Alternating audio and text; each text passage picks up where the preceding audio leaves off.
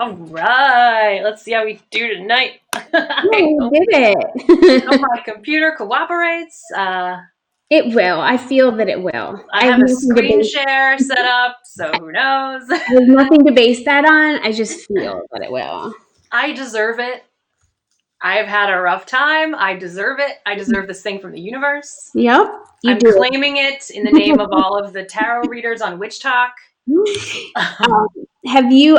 Do you believe in that? If you put something out into the universe, it will happen.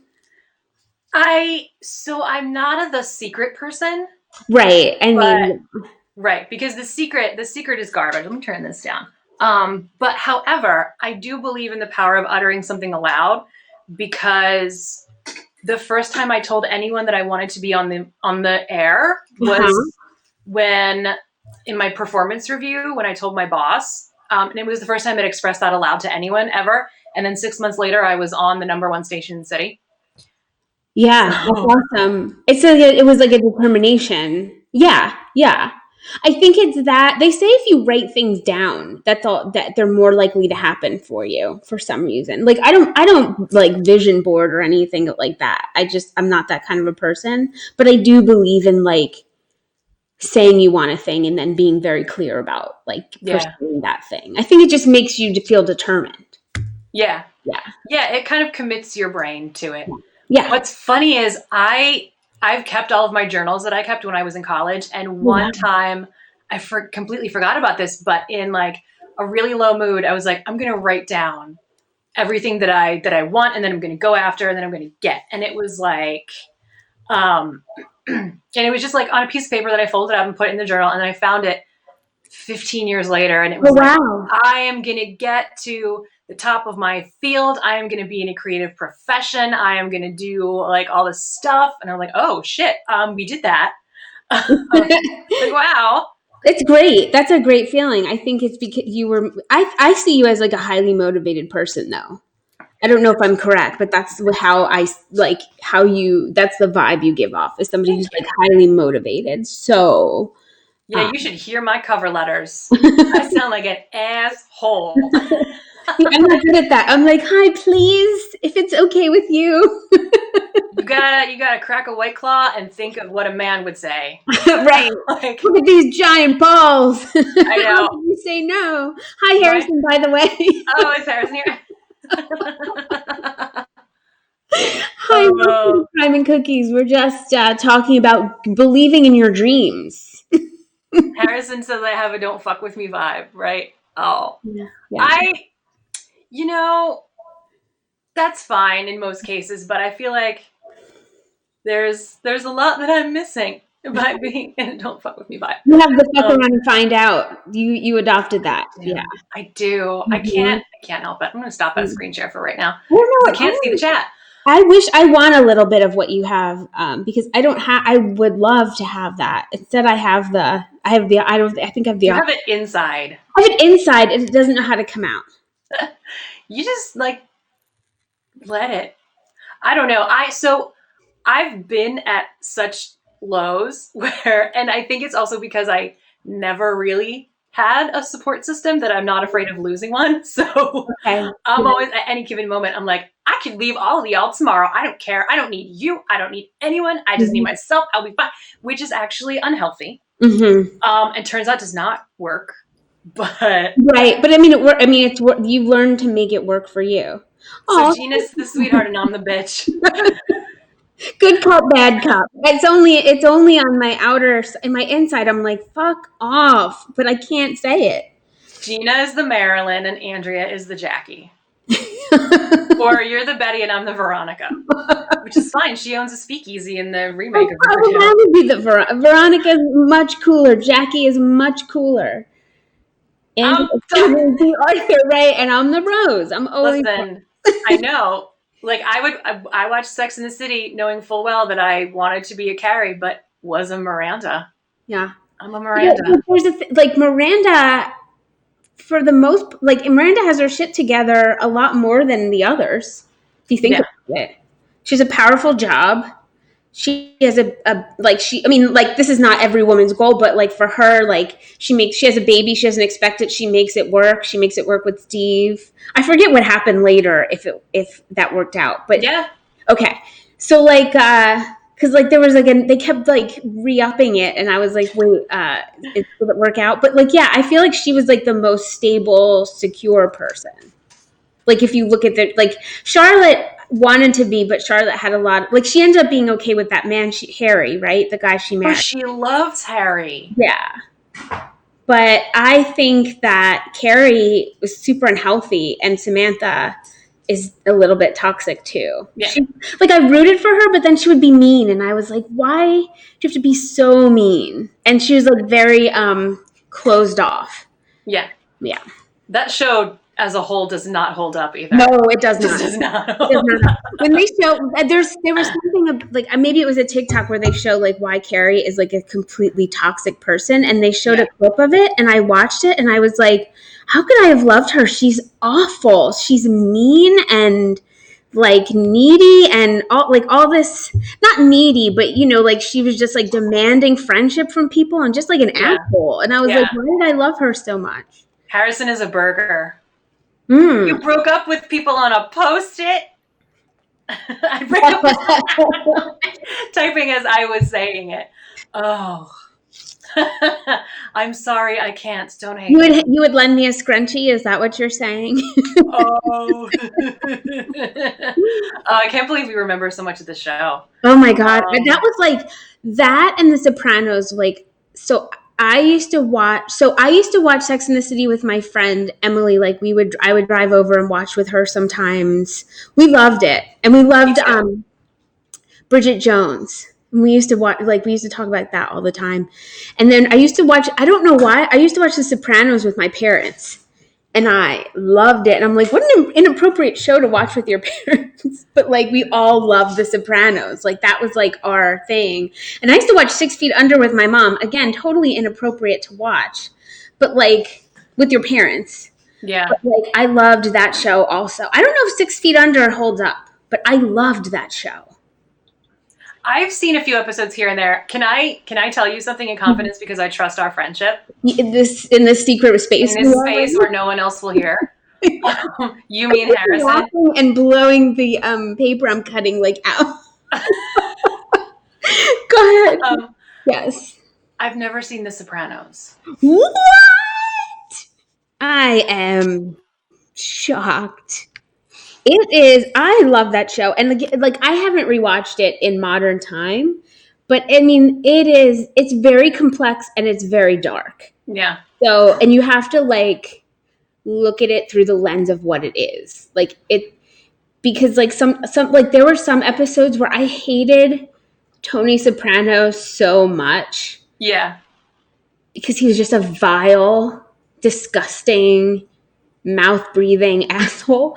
But then you're like, yeah, he's like, yeah, you should hate him a lot. Like, he does terrible things. But then you would see his humanity, and then you'd be like, oh, I feel for him in this moment. So, I mean, it's like a show where you have people who are like, are not good people. I'm being thrown out by Harrison.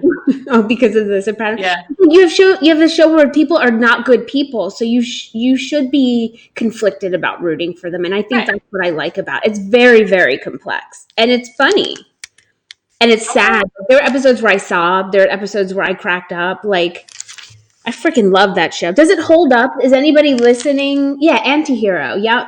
Yeah. Did you? Does it hold up? I don't know. There's only a couple people in so far. Guess what else I've never watched? Tell me. Confidentially to you and Harrison. Breaking Bad. Oh, me neither. Guess what else I've never watched? Go ahead. The Wire. Okay, so I watched season 1 of The Wire, and then I got intimidated with how much I had to go. It's very good, but it's like a real commitment. Breaking Bad, I watched the first episode like 20 times, no lie. I kept trying to watch it, and then I would get to the second episode, and I was like, I can't do it. And so then this is such a bad thing, I'm gonna admit. I just read on Wikipedia the summary of every season. And you pretended to watch it, like No, no, you no, I pretended to read it in didn't. a jest? No, I didn't. I Okay. just wanted to know what happened because I was curious. Like, what is this show about? And then I read the whole thing, and now I'm like, well, I don't need to watch it. Oh, Harrison hasn't watched those either. Vindicated! You don't have to watch all the shows, although The Wire is really good. It's I just like hear. it's so serious and it's such a like deep commitment that I like every time I watch it, I'm like, oh, I know that murder is just as dark, but for some reason it's not like it's different. It's a Yeah, different animal. It's yeah. not like a drama that's like, but The Wire is very good. I don't want to say Breaking Bad is obviously great, but it wasn't for me. I had the same problem with all of those shows that I had with True Detective. Oh, did you like the Um, first season or not? no, Okay. I watched half of it and then I forgot I was watching it and didn't care about going back. And my friend at the time who I was working with, Dave, who was the afternoon guy at B, was like, "You have to watch it. It's so amazing. Like it'll blow your mind." Blah blah. So I was like, "Fine." And I got to the part where they're all the entire police force is like sitting in a room, Mm-hmm. and it's all white men in identical suits and ties. And I Mm-hmm. took a screenshot and I sent it to him, and I was like, "Everyone who looks like me is a Harridan wife or murdered." Yeah. And he's like, "Yeah, that's kind of the show." And then I was like, "Yeah, I don't care. Yeah. If something is like boy stuff, Yeah. if there's too many dudes and it's just too much about dudes, I don't, Me too. not to say that like I don't care, but I feel like I've seen it.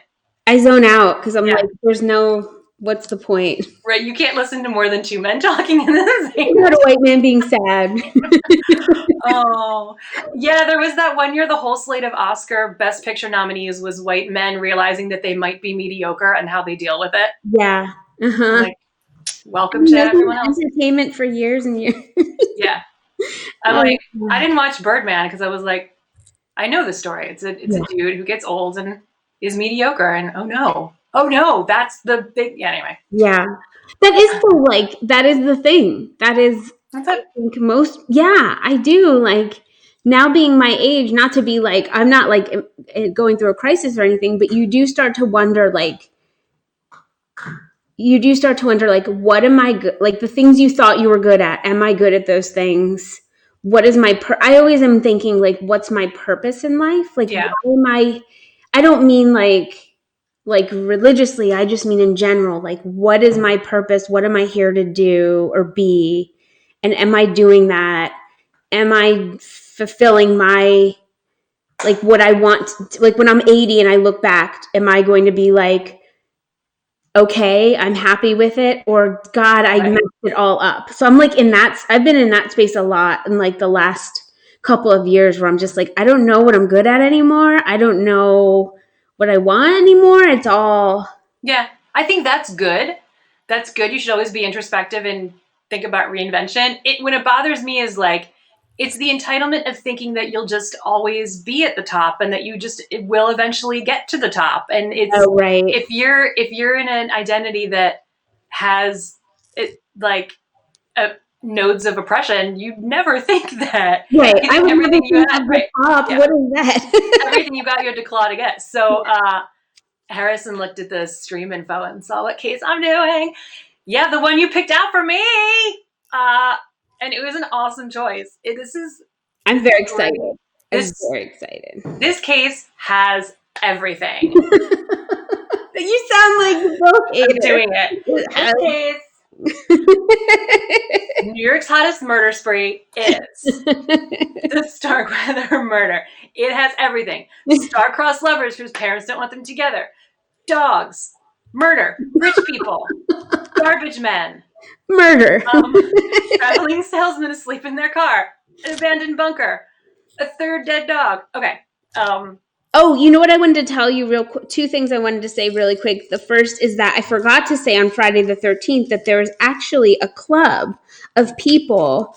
I think it's defunct now, who would meet on the 13th day of the month and do all these like 13 related things, like Yeah. and Grover Cleveland was part of that club at one time. So it was like, huh, How about that crossover? Oh, what a dick. And I was like, well, I'm not joining that club. Yeah. They'll take anybody. God, we hate Grover Cleveland so much. And then I had a revelation. Like, was Grover from Sesame Street named after Grover Cleveland? Because nobody knows. And then I had that like Ooh, living with me for a while. But the other thing, I don't know if anyone saw, I posted it on our Facebook page, is that the guy who punched Rick Moranis was yes. arrested or caught. I can't remember. I think both. Okay. They identified him, so Yeah. he's being charged. Whether or not he's like sitting in jail is Yeah. another story. And I was like, what's funny is like the comments were like, people were like genuinely happy. And I was like, Rick Moranis is just a likable man. Yeah. You know what? He got out of the industry before he could say something so toxic that we canceled him. Yeah. Or maybe he's great. I mean, or, you know, who knows? He's terrible. Maybe he got out because he has. You never know. Who knows? I posted that my favorite ever is from Parenthood when he does that, when he sings that "Why Do Birds Suddenly Appear" thing. When his wife is like, I think he's like an asshole to his wife, and she's like, "You'll never change." And then he walks into her classroom singing to her, and I don't know why, but that's the most adorable Rick Moranis of all time. So I posted that underneath. Yeah. Oh, and I loved that tweet that you posted on our Facebook too of the guy whose dad used to work with Ted Bundy. Oh, right. And every Friday would say to him, "See you Monday, Bundy," and just think sometimes about how much Ted Bundy thought about killing him for that. I wondered, I'm like, is this real? And if it's so, it's hilarious because Ted Bundy was like, if you were a woman, I would kill you. I'm like, I will just. But I'm not interested in you. Yeah. Okay, so sorry, we went on a lot of sides. You guys are here for crime, and we went on a journey about life and TV, and I think that's okay. That's fine. Howie from the Backstreet Boys is in that scene in Parenthood. Did you know that? He is? I think that's the one we're talking about. The one with the long hair? Howie. I don't know which one. I'm going to tell you that I was like a little too old for that. Like I was like New Kids on the Block were out when I was like kind of not into, like I was into them for like a season, but yeah, I don't know all. I get them confused with NSYNC, but I think Howie's the one that had the ponytail. Okay. We can go with that. Yeah. Yes, you did it. You did it. You got your. Did you freeze? Did I? Oh shit. No. Okay. I think you were just relaxing. Okay. He's one of the. Oh, now I'm gonna watch. I put the clip right on our Facebook page, so I'll go watch it. Cool. Okay, so if you didn't read the stream info, we are doing Harrison's suggestion of the Starkweather killing spree. Starkweather / Fugate. I think that's how you say her last name. It is crazy. My sources were an article from True TV that heavily cites the books Bored Bad and Starkweather, the Story of a Mass Murder by William Allen, Wikipedia, a Guardian interview with Stephen King. You'll see why at the end. A Life magazine issue that is on Google Books that you can look up. And I'm going to share some photos of later. And a driving and walking tour pamphlet of the Wyuka Cemetery. Ooh. So we're going to start at the beginning of the end. It is January 29th, 1958. Sheriff's Deputy William Romer pulled up behind what appeared to be a stranded motorist on a highway in Wyoming. There was already someone pulled over who looked like he was trying to help out, but he was in an altercation with the motorist. Just then, before Romer could figure out what was going on, a teenage girl jumped out of the stranded vehicle and started screaming, "It's Starkweather! He's going to kill me! He's killed others!" And the deputy immediately knew who he had come upon. The 19-year-old Charlie Starkweather and 14-year-old Caril Ann Fugate. He was 14? She was 14. Oh my God. The couple whose spree killing over the past few days had shocked the town of Lincoln, Nebraska, the whole country, and had become one of the biggest sensations in years. Oh my God. Yeah. So, rewind from Hamilton. Rewind. Back to the beginning. Charlie Starkweather, born on November 24th, 1938, in Lincoln, Nebraska. His parents, Guy and Helen, had 7 children, and Charlie was in the middle. The family was kind of unremarkable in town. Their children were known for being well behaved, but the family struggled. They had financial difficulties. Guy was in carpentry, but he wasn't really suited for carpentry. Like, he didn't have the stamina to work, and he had rheumatoid arthritis. So he couldn't actually do the work. So he was out of work a lot. That is a very taxing.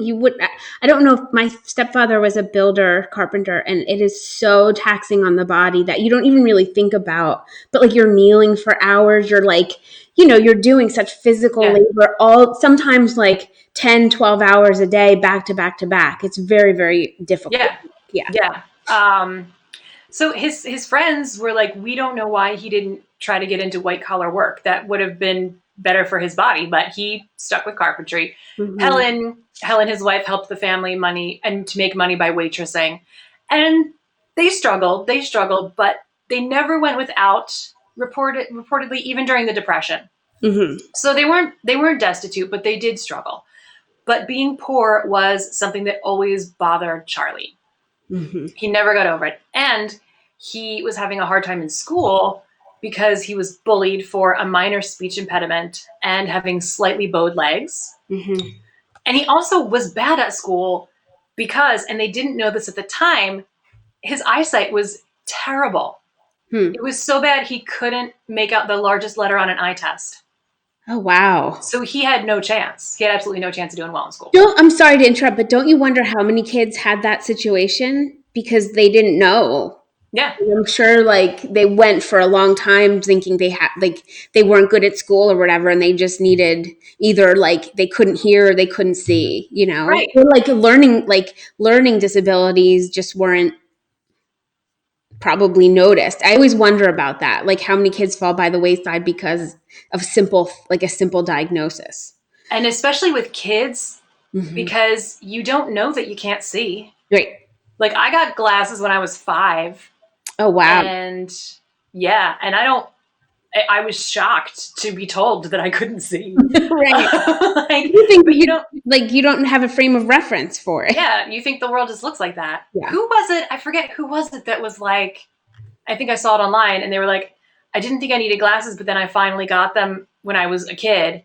And I realized that the blobs of green outside were leaves on trees. Oh my God. Yeah. So like, imagine not having a concept of leaves on trees. My mom said that she got glasses when she was a kid, and she said like she was so stunned at what the world really looked like. She had no idea until she had glasses, and I was like, my eyesight is not for distance, it's for reading, but I have to wear them all the time. But so I never had that experience, but I can't imagine like being a little kid and not knowing that you just can't see. Yeah, I was too young. Right. I was too young to like remember the moment when I saw things differently. So, but so Charlie does finally find a subject that he is good at in school, and it's gym. I was going to say murder. Well, it's part of it. Because as soon as he realizes he's good at gym, he gets swole and realizes he can beat everybody up. So this is kind of the turnaround that leads in a straight line all the way to the Wyoming highway. Mm-hmm. He starts to display traits that would later be hallmarks of his crime spree. He beat up anyone, anywhere, anytime, for any reason. He was just like fighting people. Mm-hmm. It would be vicious. He would sometimes have to be like pulled off them. Mm-hmm. He became known as one of the meanest kids in Lincoln by the time he got to high school. Whoa. So this is like a junior high child. And they're like, oh, no. If you see him walking down the street, turn around. Whoa. Yeah. So in 9th grade, he meets who would become his best friend, Bob Von Bush. And I know, Bush. Bob Von Bush. Hey. It's the Von. That's the best part. Von Bush. Bob Von Private Parts. He's nice. He's good in this. So we don't want to make sorry, Bob. Wherever you are, Bob, I am so sorry. You probably got made fun of your whole life, and here's some asshole on a show laughing at your name because it's. I know. Bob, I know you know that we think that we made all these up and that we totally have not. You've heard them 1,000 times. What a kind of an asshole am I that that's what I'm laughing at? I'm so sorry. um, cool. Now I have a bit to do with this whole thing. It's been a day and I'm a little bit punchy. So, Bob Von Bush, best friend, best friend of future serial killer, said this about his best friend. He could be the kindest person you've ever seen. He'd do anything for you if he liked you. He was a hell of a lot of fun to be around too. Everything was one big joke to him. But he had this other side. He could be mean as hell, cruel. If he saw some poor guy on the street who was bigger than he was, better looking or better dressed, he tried to take the poor bastard down to his size. Oh. So imagine like you're just walking down the street being well dressed, and suddenly this guy's like, "I want to fight you because you're dressed better than me." Imagine you're probably like, imagine it's the first day. And it's a child. Yeah, but imagine like maybe okay, so like if you're some kind of asshole like who's like too good for himself, like it's still bad. But imagine it's like your first day that you really are proud of your outfit and you're just like, I feel good about myself today, and then somebody kicks your ass. Ugh.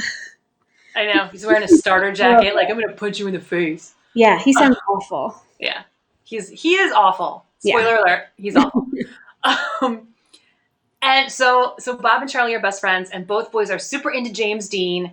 Rebel Without a Cause came out in 1955 when they were in high school. I think they were like sophomores. And Charlie did kind of have a James Dean look about him. Do I have? Oh, no, I don't have a photo just of him. Well, wait to see him. Let me do this. Actually, no, I have him in. Yeah, we'll do this one. Yeah, so there is Charlie and Caril. And he adopts the like James Dean aesthetic. They're cute. Like, yeah, I know. They're cute. And around this time, Bob Von Bush starts dating a girl named Barbara Fugate. I think that's how you say their last name. Fugate? Fugate. I'm saying, I don't know. I'll say it the fancy way. I defer to saying it the fancy way for everyone, so I like that. Out of respect. So Bob is dating this girl named Barbara, and Charlie third wheels with them enough to get to know Barbara's sister, Carol Ann. That's who is in this also photo. Okay. Barbara was the boy's age or thereabouts, I think, but Carol had just turned 13 at the time when she started dating Charlie. And how old is he again? 18? He's like 17 or 18 at this point. Right. When is it? 55? Super disgusting. He's 17 or 18. Yeah, gross. It's like, so it's one of those things where it's like on the edge because it's like a freshman with a senior. Mm-hmm. But I don't think she was a freshman at that time. She was not very smart. And she had actually been held back a grade in elementary school. Mm-hmm. So on top of being 13, she's socializing with kids that are like 11 and 12 because she's a grade behind. Right. And she's probably on that grade level. You know what I mean? Like, right. Maturity wise, because that's who she's socializing with. But she was super rebellious, and she thought that Charlie was so cool because he was like James Dean. Mm-hmm. And the girls also had struggles in their lives too. They were kind of at the same class level. Okay. The property that they lived on was full of like trashed construction materials. It kind of looked like a dumpy place. Very like many South Jersey yards that lived around me when I grew up. I know exactly what that looks like. It's like the rusted out old car that's up on thing. Yeah. I know what it is. Yeah. And their stepdad, Marion Bartlett, was 27 years older than their mother. So I don't know. I mean, we don't like age differences. So that's, I'm like, ew, red flag. Their stepdad was named Marion Bartlett? Yes. Okay. Oh, Marion.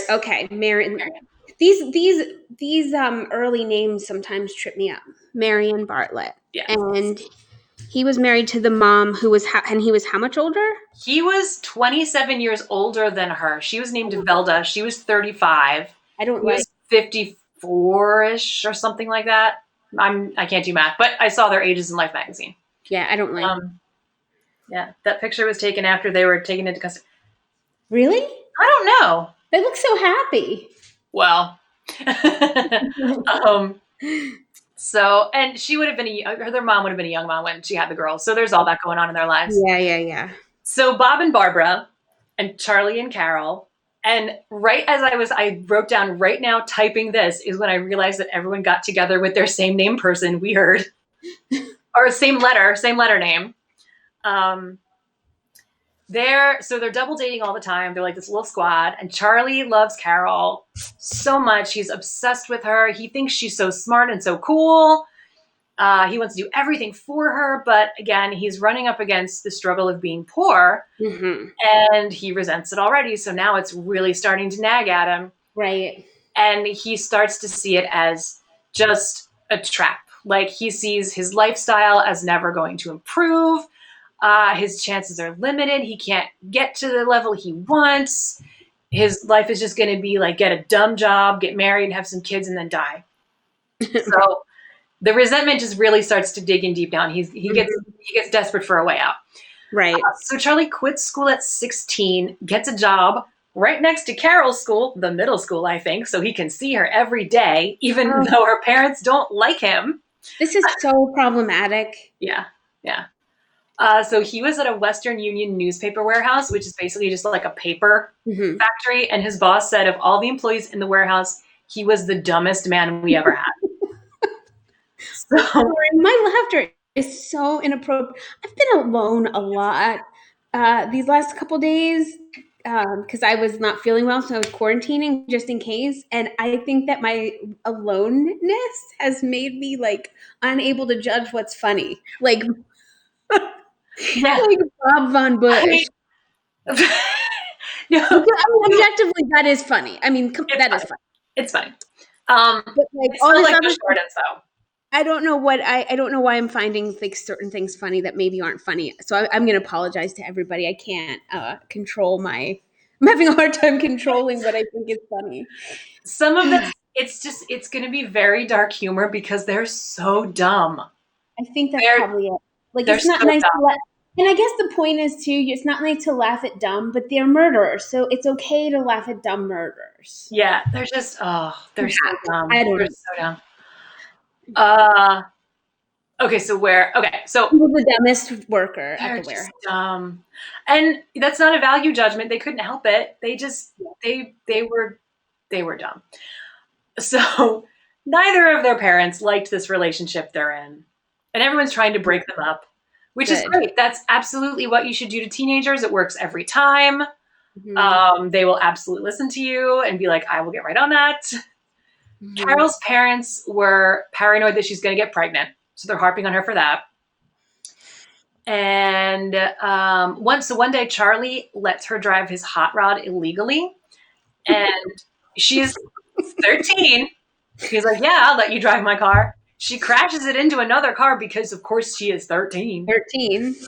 And because his dad's name is on the registration, his dad has to deal with all the damages. And the fight that he gets into with Charlie over it got so physically violent that he throws Charlie out of the house. Oh no. Yes. Okay. So he goes to live with Bob and Barbara, the Von Bushes, who are married at this point, which is like, How old is Barbara? they're like 17 or 18 at this point. Who's Everyone's still in high school. Like, I don't know. Gina's got that. You got the church giggles. I do. I know. Oh my God. So immature tonight. That's I love that metaphor too. Yep. Because you know exactly what. Okay. So he went to live with the Von Bushes. Barbara Von Bush. Barbara Von Bush. Barbara Bush. She's Barbara Bush. I know. The future first lady. I know. On in there. And she never talks about the time when she was when her sister was a murder spree killer. Barbara Bush. So Charlie also gets a job as a garbage man, which still does not pay really enough to set him up. But what's he going to do?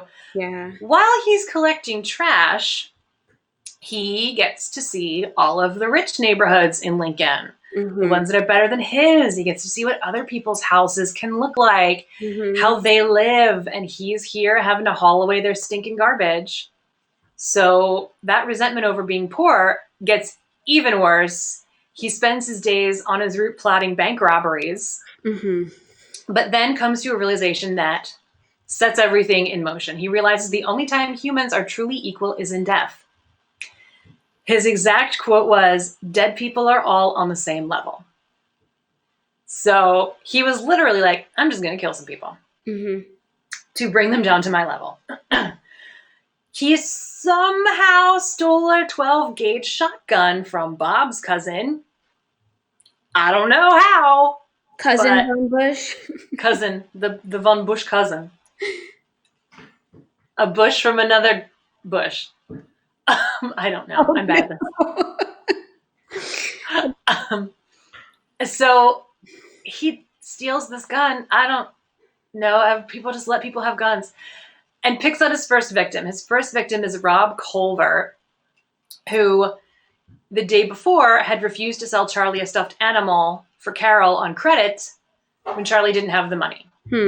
So Charlie was humiliated and decides that this is the guy he's going to kill. He's going to kill people.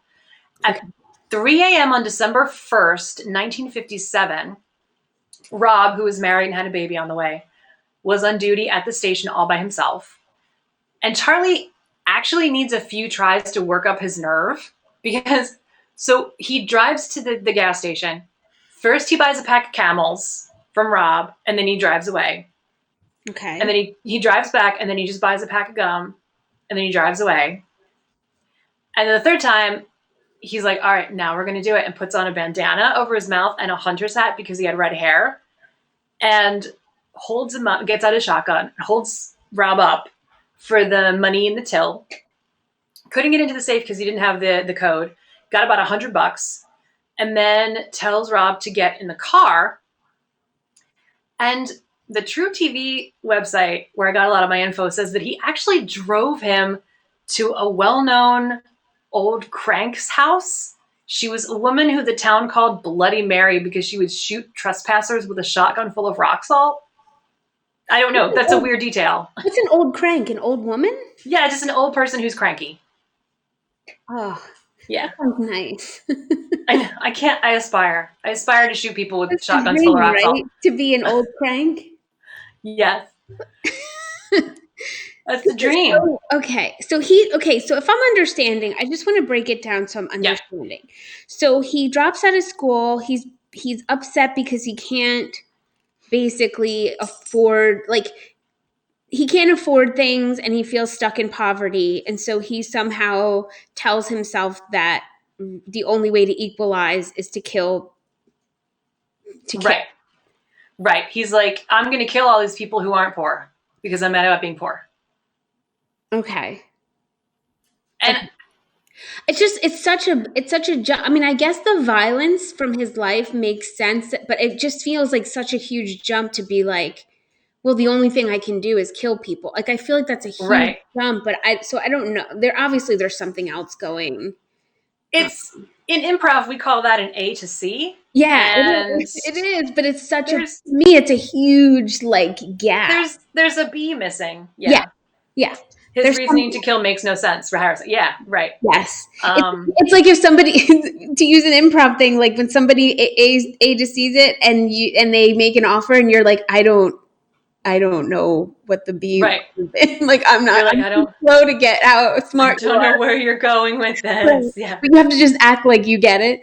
And then your improv scene ends in a murder spree. Yeah. Every time. But that's how I kind of feel with this. I'm like, there's obviously something going on with him psychologically that we're not getting, that maybe will come later in the story.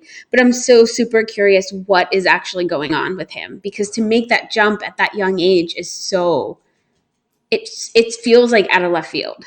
Right, because he's only 19 at the time. Yeah. And it's interesting as we go through, it's hard to tell, and because we don't know a lot of the facts, it's hard to tell how much planning he did or if it was all just convenience. I mean, when we stuff like this happened, so now I have to do this kind of thing. You think? Did he have a head injury? I don't know. He got bullied because he had a lisp and bowed legs, and he wasn't very smart. But like, everyone gets bullied, and so few of us decide to kill 13 people Right. or To 11 people. kill is so like I this is so because of this show, like we see a lot of people kill. So we're perhaps desensitized to it, but really that decision is so severe for such a young person that I'm thinking like something at that time period when he quit school and started like becoming extremely violent, something's going on that's just not Mm-hmm. being diagnosed. I know I'm being too clinical about it, but it's just like I'm like having a hard time with him, like making that leap with him. But I don't know why I'm trying to rationalize someone who has Right. nothing rational. I think maybe it's the idea that there were interventions that were missed all Yeah. over the place. Mm-hmm. Like he Yeah. gets in a fist fight with his dad and then he gets kicked out, which is not like unheard of, but at the same time, that was the solution to the Right. problem. Right. Yeah. And actually, Harrison has an interesting point because head injuries are common Mm-hmm. in serial killers and spree Yeah. killers. Yeah. And Brain they're injury. common in people who don't kill also. But yeah, in Yes. the serial killer that we covered, the one in Florida, the one who let his final victim go, and that's how he got caught. They say like ever since he had a severe injury, and ever since then, like I remember they said like his ex-wife said he was like not himself anymore, or his parent or whoever it was said Yeah. he was not himself anymore. So there might be something to it. There's something that we're not privy to that happened Yeah. to him. And so with this case, it's interesting because we know a lot of facts, but we don't know a lot of facts. Right. And um, like he says a lot of stuff that we don't know if is true, and then his and Carol's stories diverge so wildly Okay. that it's yeah. Yeah, I didn't want to interrupt you, but just because like I was like thinking that that's a huge leap, so I wanted to just go back and restate it so anyone who's like tuning in or like listening also isn't like, did I miss it too? Yeah. I'm like, I know I didn't miss it, but I was like, what happened with He was so angry. He was yeah, so angry at people for not having to struggle. right. So And I get that. I mean, I that get it. happens a lot, but to lead to murder is bizarre. I know. I know. So he's got Rob in the car and he's driving her to Bloody Mary's house. Okay. So as I was writing this up, I was like, maybe he was trying to make it look like she killed him if she's known for shooting shotguns at people. But that is, having read what I've read, that is too much planning for this guy. He is Yeah. not like that's too smart for him. That's above his level. Mm-hmm. So Maybe he thought it would be like a safe place to go. yeah, maybe because no one else could trespass on the property because she'd see them and yeah. Right. There may have been a struggle. We'll see why we don't know if there was for later. And then he shoots Rob Colbert in the skull and drives away. Mm. This is a huge deal in the news, and I want to set back up my screen share because we got. I put it off so I could see the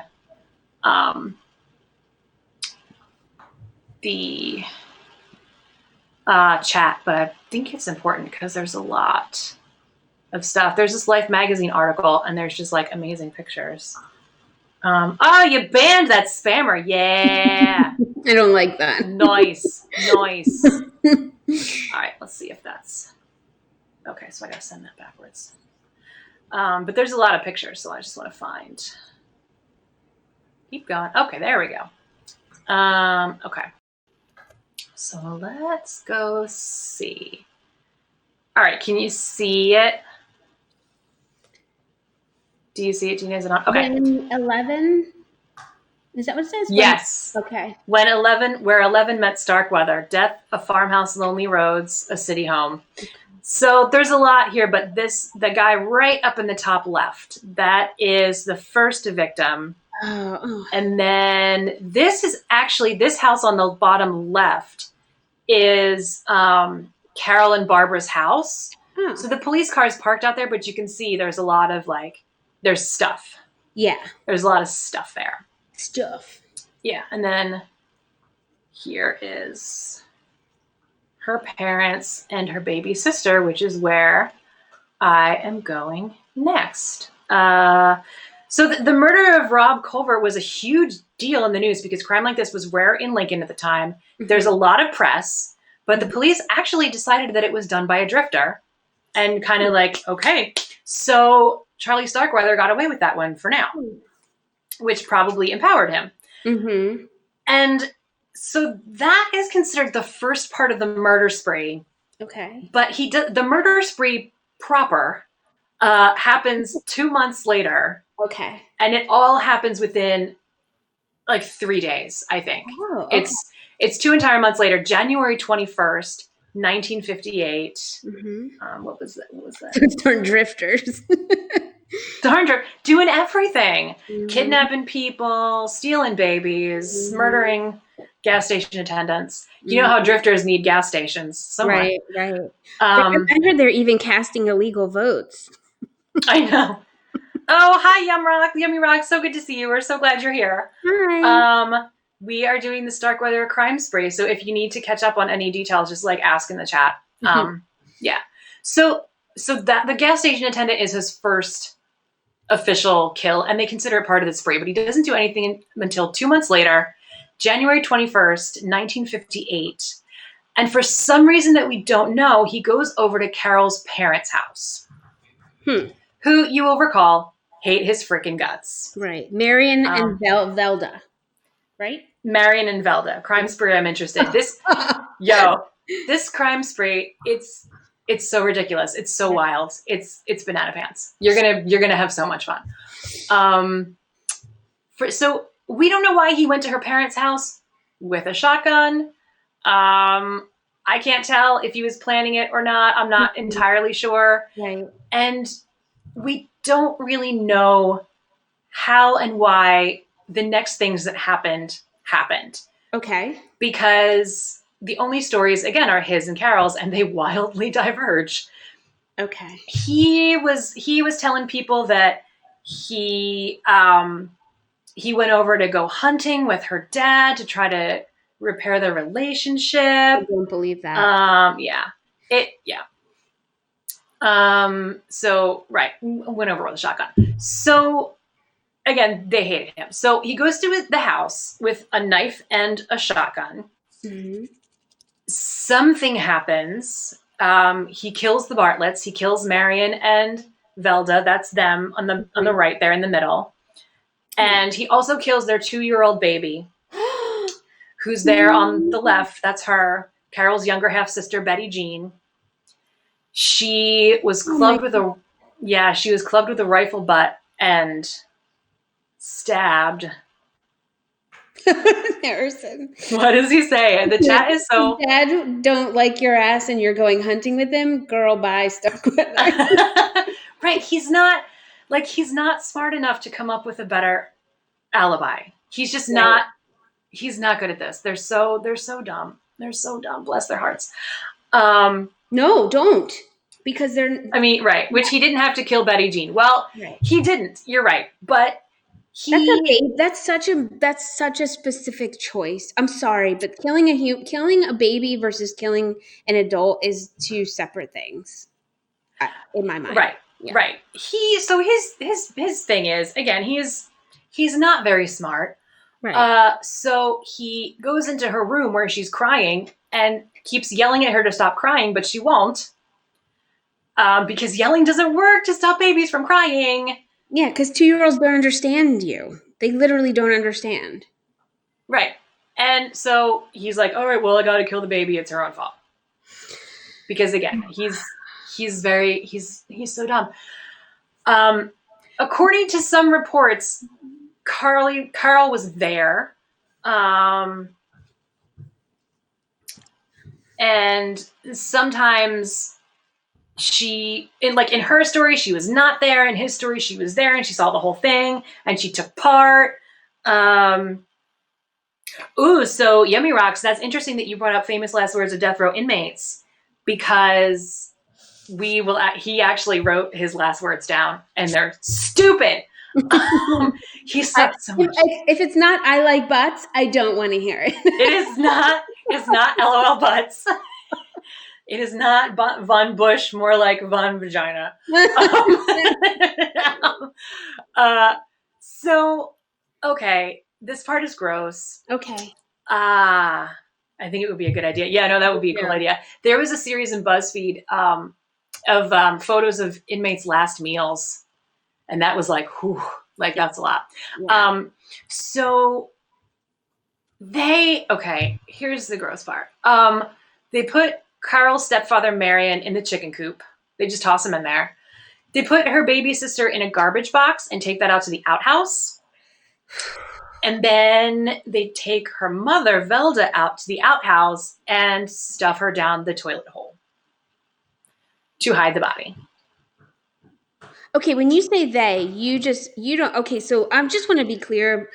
Barbara and Bob are not there.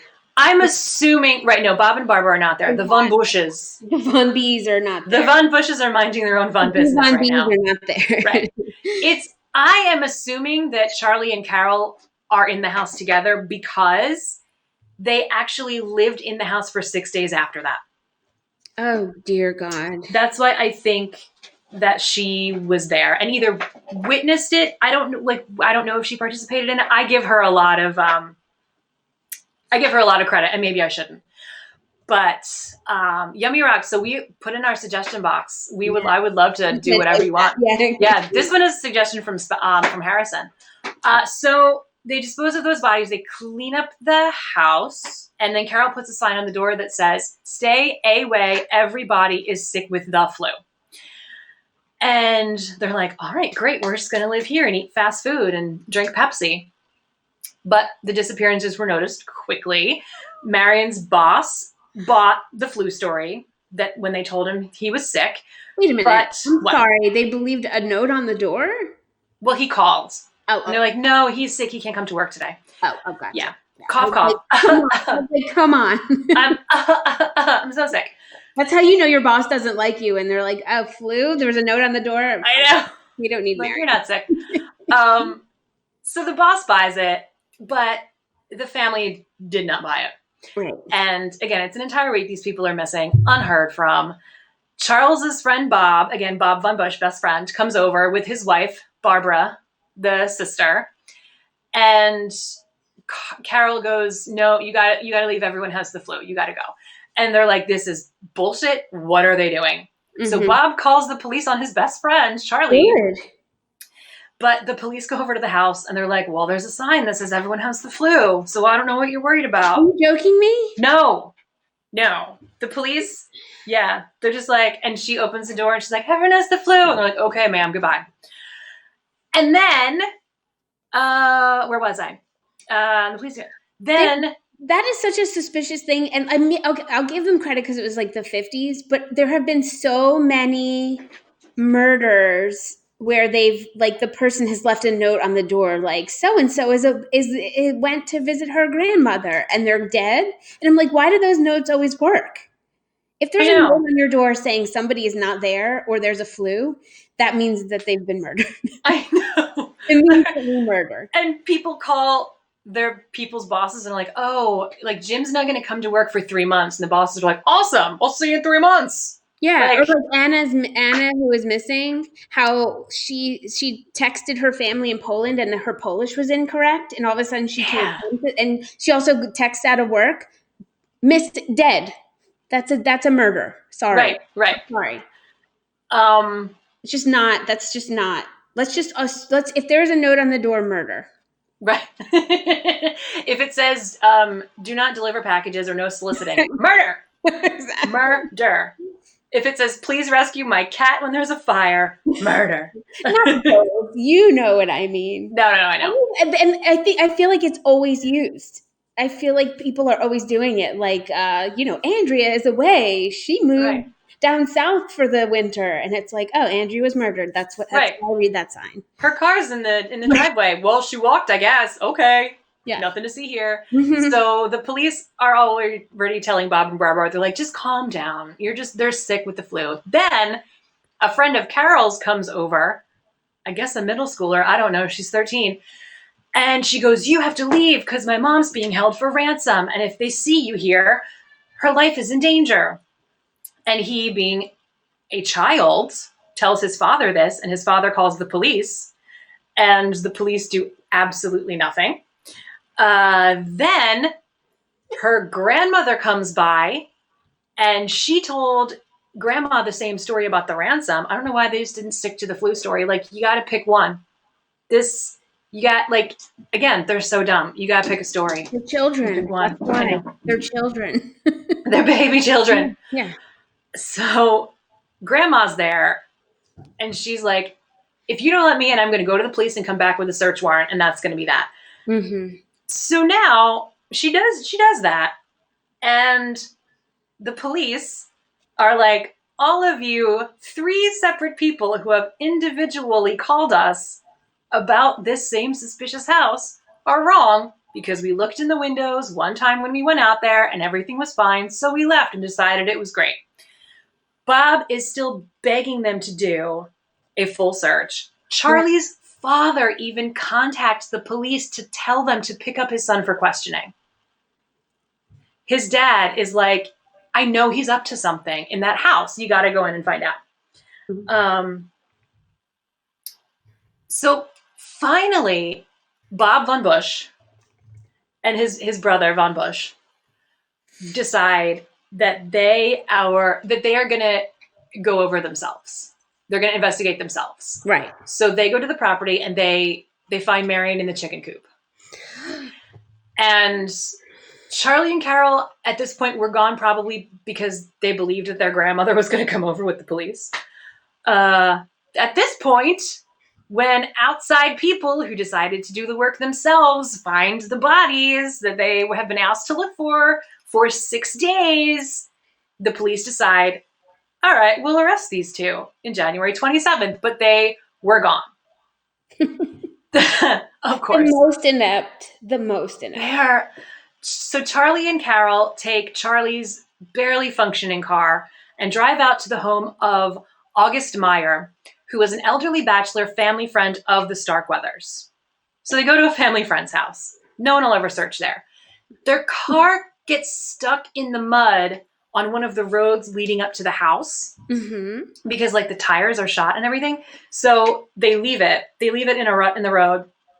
And they walk up to August's house, where Charlie shoots him dead and kills his dog. And they put him out in a barn under a blanket and spend the night in the house, eating his food, sleeping in his bed. The next morning, they go out and get a neighbor, help them get the car unstuck, and they drive the car up to the house to just park it and just spend however much time they were going to spend at that house. Another senseless murder, I know. Yeah. It's just like, it's so ridiculous. And there's no escalation. It's just like he shows up and shoots people. So it's like massive escalation, with no interim. It's like murder everybody. It's A to Q. Yeah. It's just like, and the dog, like what the, like a 2-year-old and a dog? Yeah. Listen, no dogs survive in this story. I'm so sorry. Oh, and there's more? There are cats. Please don't tell me. There are no cats. There are no cats. That would just add more. Okay, that would just add more. Yeah. So Bodhi says, "Thank God." You're welcome, Bodhi. So the neighbor gets the car unstuck. They get it up to the house. They're like, all right, we'll settle it. We'll lay low here for a while. No one will care about this old bachelor, right? So Charlie goes out to check on August's body, but the blanket they had draped over him was gone. So he got spooked and decided they had to go. Yeah, it's just murder is the easier option to his limited thinking. Right. He can't figure out the consequences. No. And he literally can't plan anything well. So he's not going to be able to think out any other thing.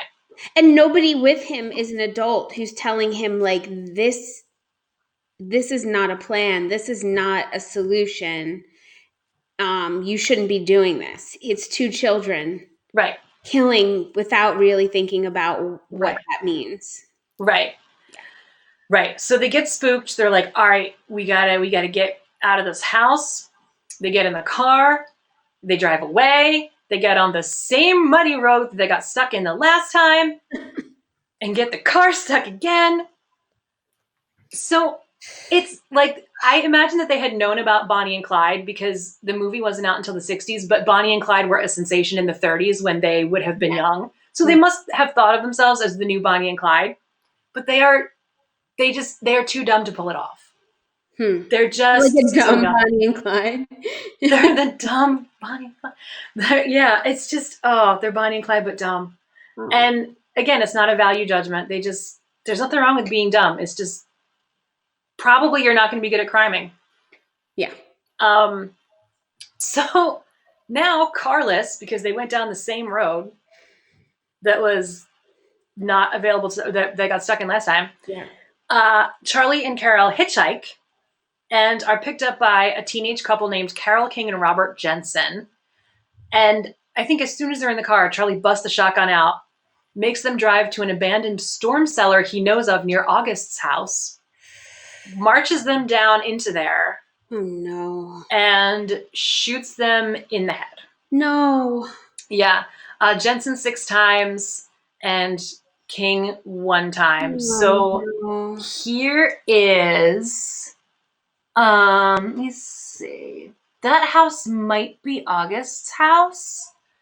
And then up on the top right there, that is Carol and Robert. And then distinguished everybody looks back. Like everyone's like looks like a polished. Everyone was so fancy. I know. So their hair beautiful, their makeup so dressed up. Yeah. And then so that's also detectives peering into the bunker where he made them. Oh, I love that picture. I know, it's so good, right? Great picture. Okay, let me get rid of that and go back to, come on. What are you doing? Oh no, hold on. She might have frozen. I wonder if I'm still live. Oh, thanks, Yummy Rocks.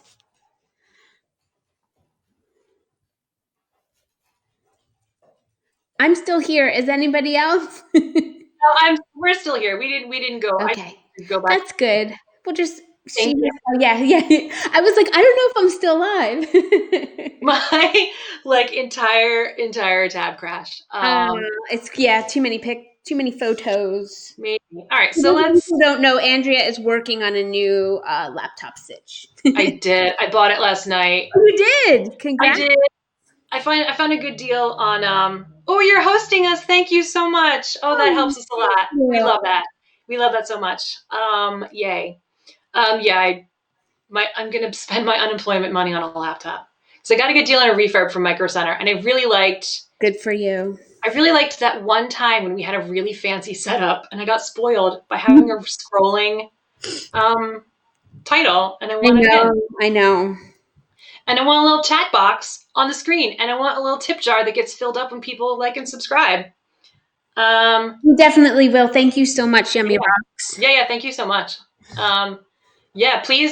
Please subscribe if you can, everyone watching, so I can pay for that computer that I got to have a really fancy stream for you.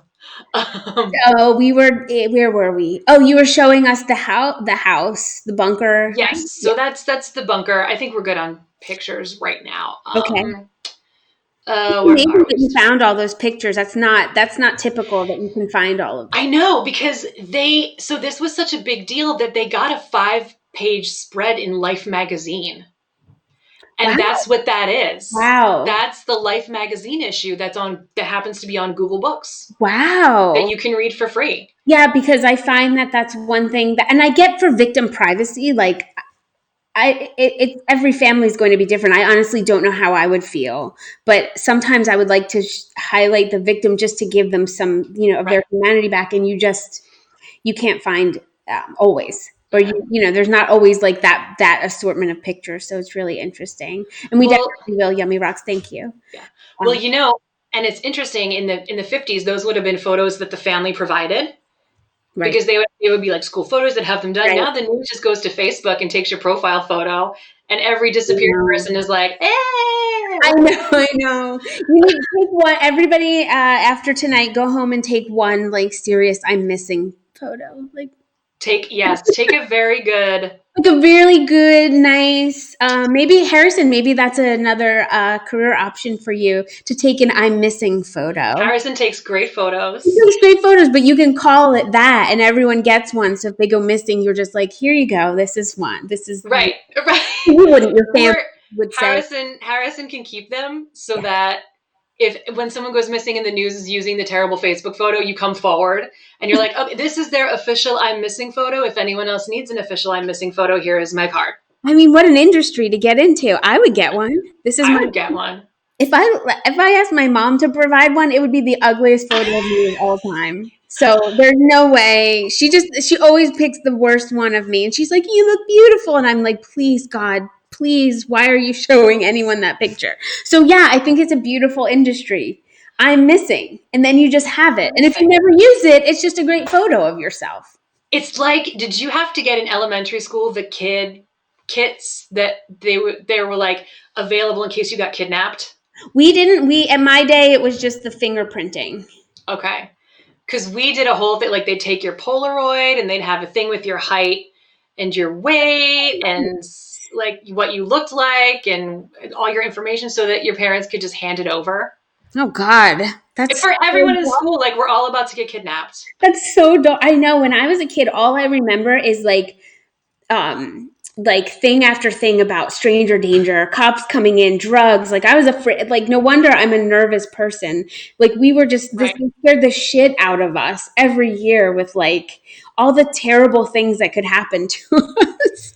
So we were like very very prepared. And of course, me being like a very young like murder person, I was like absorbed it all, and I was like, I will never be murdered now. I Oh, have all the tips. Michael the 13th didn't have the amazing experience of being assured that you were going to be kidnapped. Yep, I went to Catholic school too. That's how we did it. And we did it at one of the radio stations I worked at. And we had What? promotional events where we would go out as the radio station partnering with this. I think it was Pico sponsored kid kits. And I'd be like, you need this for when your child gets kidnapped. Oh my Um, God. That is yeah. terrifying. I love how in our day they're like, we need this for when you get kidnapped, I but don't know. ride your bike for 5 hours in the street. I know. Like, be home by dark. Goodbye. I Because don't it's want a to see good you all chance day. you will be kidnapped, so we have the kit. Right. You're good. Right. Go ahead. Ride your bike to the end of the street. See you never. See you in 5 hours. Good. God bless. So our daring duo are two dummies. Um, they have this car now because they get the teens into the bunker and Mhm. kill them. They have a car that is not associated with them. They have victims who might not be found for a while because they were out for a drive. So what did they do? They decide to drive back to Lincoln, Nebraska and go to Carol's house to see if anyone's found the bodies yet. Oh no. They're so dumb. They're so dumb. Hmm. They're so dumb. Um, They don't understand what they're doing. no, they They don't. don't understand what they're doing. And they have no plan or capacity. Like I would say that there's some learning stuff going on just because like there's no critical thinking at all. It's just like None. let's just do this now. Let's do this now. And no like they're not even it doesn't seem like it's registering with them that it's real murder with real consequence. Right, right. And it's also the 50s and there aren't really crime shows as we know them. Right. Maybe they did have a plan to get caught, Harrison. Um, so they wouldn't know police procedure and the kinds of things that you would Right. look at first. Probably not. But common So, sense though. Common right. like, I feel like even Jude could reason that. It's like if Um, they're not they don't have what it seems to me in listening to all of the details you're sharing is that they really don't understand what they're doing. right. They have no follow through and no plan ahead. They have no plan. They don't understand what murder And they is don't. truly. They don't understand the long-term consequences of it. I don't think. It doesn't sound like it. It sounds like they're just doing it to do it. Yeah, Harrison says you don't go back to the Right. scene of the crime. Right. Everybody knows that. It's murder 101. Come on. Yeah, so they drive past the house and there are a bunch of police parked there. Surprise, surprise. So they drive away. The police don't see them when they drive by. I mean, they're in a different car, but so they drive to the rich neighborhood of Lincoln, one of the ones that um, Charlie knew from being a garbage man, Mm-hmm. because he knows all these neighborhoods and had a time to like pick out the nice houses. Mm-hmm. They sleep in the car that night.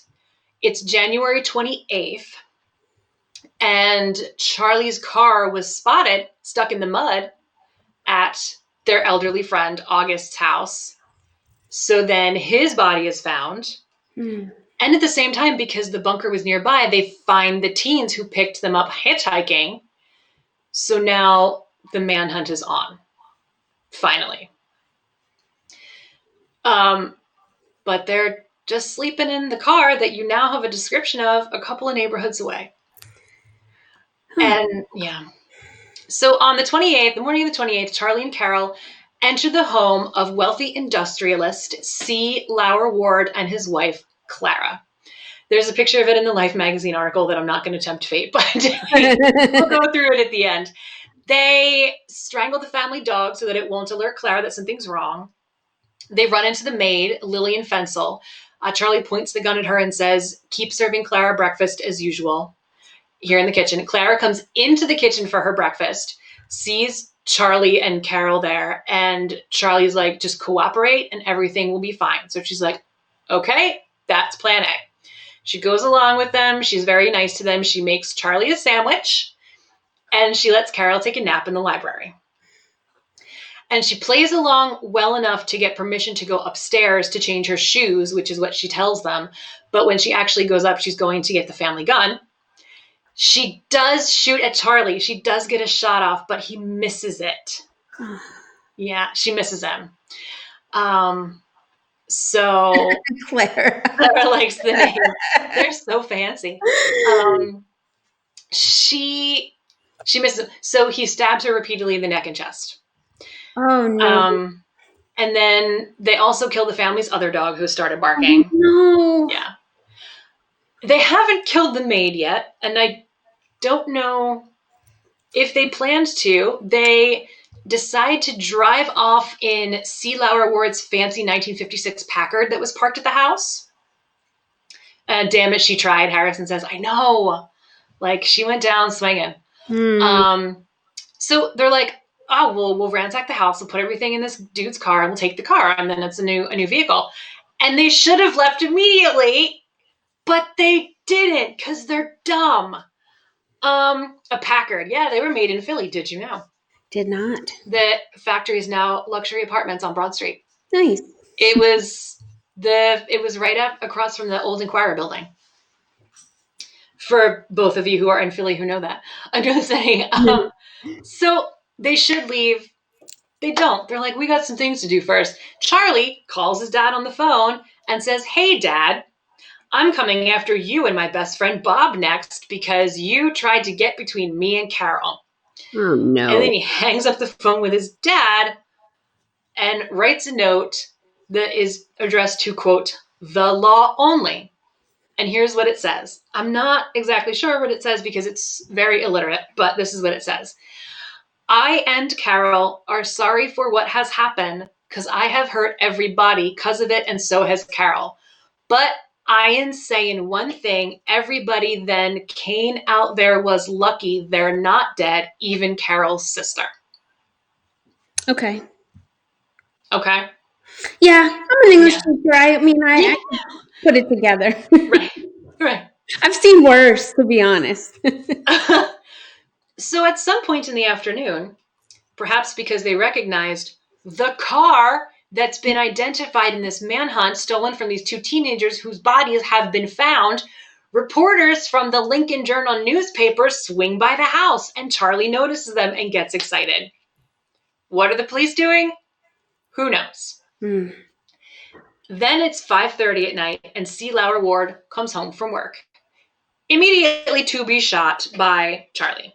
Oh. They then decide to kill the maid Oh no, I thought I they were don't, going to let her live. no, I don't know why they left her for last and didn't, maybe they just made her like make them meals.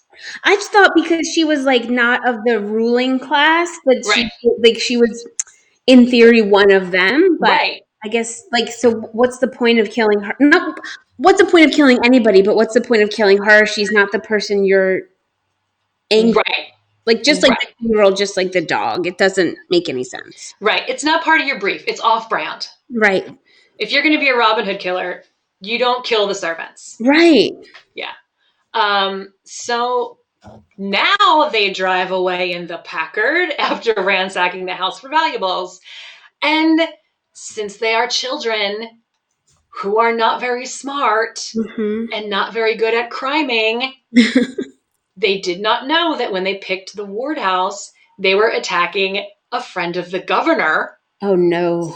And immediately, Ward is reported missing because he's a high powered dude. Yeah. Everything at the house is found out because they didn't even try to hide anything. And the governor is like, excuse me, police, what the fuck have you been doing fucking up this whole case the whole time? Right. Right. Like, it's not that hard. Right. And this is when it turns into a national sensation. Ah. Nationwide. This is why it ends up in Life magazine, because the governor calls out the National Guard, gets the FBI involved.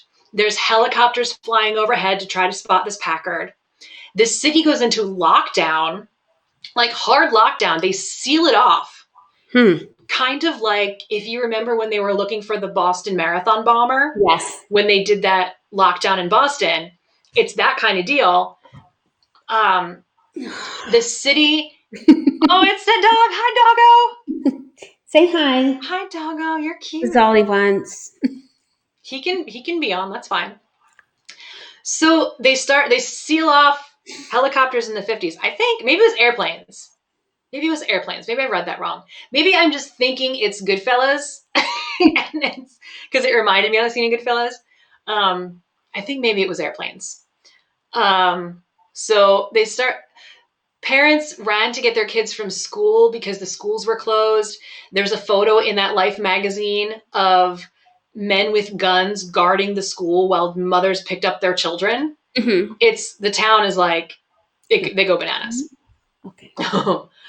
And Charlie and Carol, ever the brainiacs, decide to go back to her house in the Packard that everyone knows is the friend of the governor's that is being searched for. It's the reason there are airplanes / helicopters in the sky in a town that's under intense lockdown. Oh no. Where they are looking for them, but somehow nobody nabs them. No one nabs them. They get all the way to her house and they go, oh no, there's a car there and the lights are on. So we gotta leave. Those two were made for each other. Oh my God, I know. There's a lid for every pot. Yes. And so they're like, okay, finally, they're like, we gotta get out of here. Let's go to Washington. Twice on their way to Washington after they crossed over into Wyoming in the early hours of January 29th, people called them in because they spotted them to report them to the police. There had been many spottings called in. Nobody goes and gets them. I don't know what happens. Nothing ever comes of those reports. This is like harebrained. Every part of it is harebrained. The conception of the crime, the investigation, the search for them, everything is like poorly executed. Right. It's just right. It's like a crapshoot. There's like not one adult in the room. If you were writing this movie, your head writer would be like, no, you have to figure out a reason why the police don't get involved. Like you have to justify. Yeah, if somebody wrote this in my class, I would be like, this is preposterous. Somebody would fix this. There's nobody watching her house and they keep going by it. Why? What do you think that's the first place they would go? Maybe they figure that they'll leave it alone after a bit if no one finds them there and they can just like hide out. I guess. Where there's food. I don't know. And order pizza to the house under an assumed name and tell them everyone has the flu. I just like, oh my God, they're so. It's Seymour Butts. They're so. Yes, right? I'm Von Bush and this is my wife on butt. So here's my favorite part. It's also terrible, but it's like, okay, it's just so beautifully stupid. They do realize that they have to ditch the car. And they happened upon Merle Collisong, who is a traveling salesman, and he's on the side of the road sleeping in his car. Merle. I I know love that he name. has a brief appearance in this saga because they shoot him a number of times in the head, neck, arms, and leg. Oh no. Yes, thither goes Merle. The only reason they do not get away is because the car has a newfangled thing called an emergency brake, and they have no idea how to release it. So they try to speed off in this car with the e-brake on, and it's going like, and it's burning out the transmission, and it stalls. Love it. And it's just like, I know, they're so dumb. They're so dumb. So now it's morning. I know, there's just so much, like, it's terrible laughing at this horrible murder spree, but just, Yeah, it's not laughing at the murder so spree. dumb. You've done a really good job of minimizing the terrible of the actual crime and emphasizing the stupidity of the Right. perpetrator. So that's why it's easy to laugh at. And they got away with so much. They're So so much. dumb, and they got away with so much. They So much. almost, I think, they had the same number as Bonnie and Clyde. Yeah. So now it's morning. They're in this car that's stalled out and like burned out on the highway. And a geologist named Joe Sprinkle does the Good Samaritan thing. He sees them. He pulls over to see if these stranded motorists need help. Immediately, dumb luck, literally, I know. I know. Like, it's one of those things where you're so dumb that you don't know that you can fail, so you just press on. This story is just like, yeah, it's just like a series of like people just like, it's just showing you like, don't help anybody. Just let people, everyone's a murderer. Just stay away. Right. So Joe Sprinkle, geologist, pulls over because he's a good dude. Right. And he's like, knock, knock, knock, do you need help? Charlie points the gun at him. Joe must have also noticed that there is a dead body on the scene because they haven't been able to drive away from Merle. Right. And so probably was like, oh shit, I'm a goner. Yeah. Charlie is like, tell me how to release the emergency brake. And at this exact moment, Natrona County Sheriff's Deputy William Romer just happens to be driving by, sees a stranded motorist, and pulls over to see if they need any help, just like Joe Sprinkle, the geologist, did.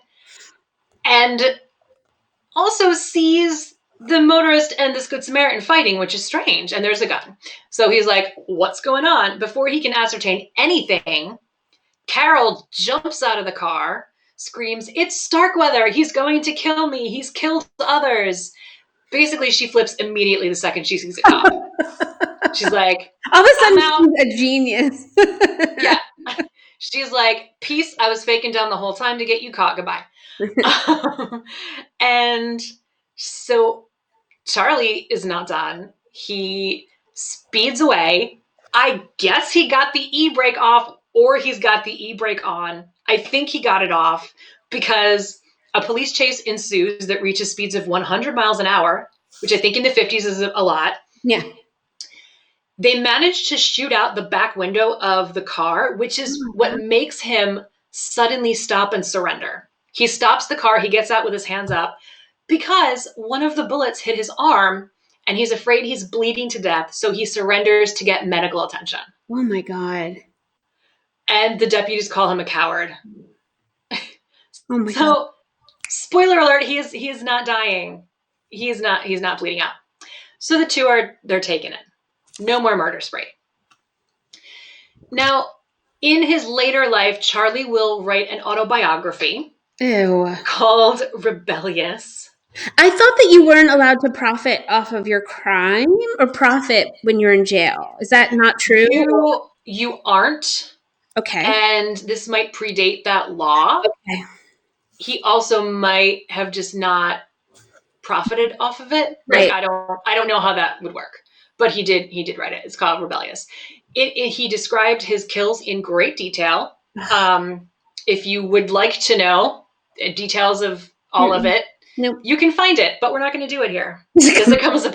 Michael, how dare you? Oh man. You're Uh, in time out.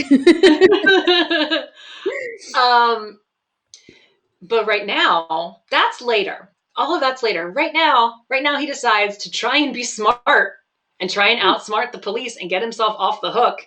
So he goes that everything was self defense. The Bartletts, The self 2-year-old, defense. yeah, the dog. They attacked him because they hated him and Carol's love.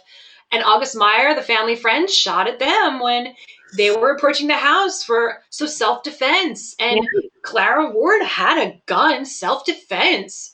Mm-hmm. He even said that Rob Culver, if you remember the gas station attendant, Right. the first kill all the way back at the gas station, when I said there may have been a struggle, he said that that was self defense too because they were struggling and he was trying to Harrison, get the gun. Harrison and I said Um, the same thing. right, Betty Jean. There's no self right. defense against Betty Jean. Come on. So it doesn't work for all of them, and for the ones that it doesn't work for, he goes, "Well, that was Carol." Oh. Oh my God, they So turn on each other so fast. they turn each other so fast. Young love. It's true. It's true love. I mean, Somehow, it's very on brand for their age. I mean, I know.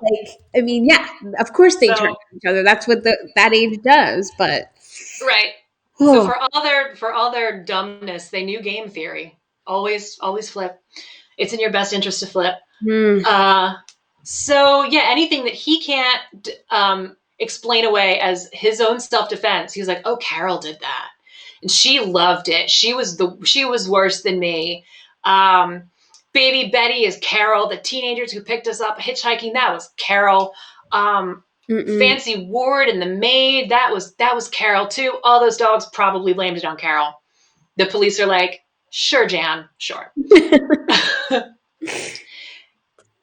Carol holds firm, flipping on Charlie, saying that he said her parents were held hostage and she had to go with him for their safety.